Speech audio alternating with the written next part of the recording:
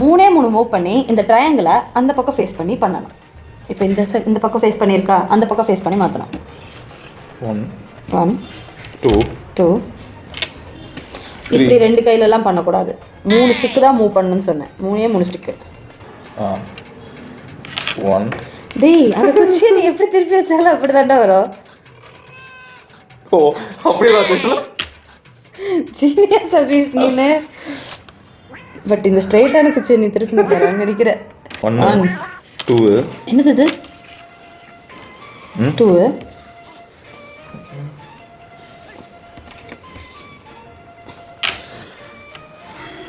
ஆரோ மாறிடுச்சுல. ஆரோ எங்கே மாறிச்சு? நீ 2 பக்கமும் ஆரோ ஃபேஸ் பண்ணி வச்சிருக்க.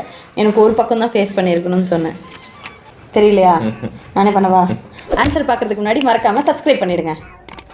3 ஸ்டிக்கு சொன்னேன்னா இது ஒரு ஸ்டிக்கு, 2 3 ஆரோ மாறிடுச்சா?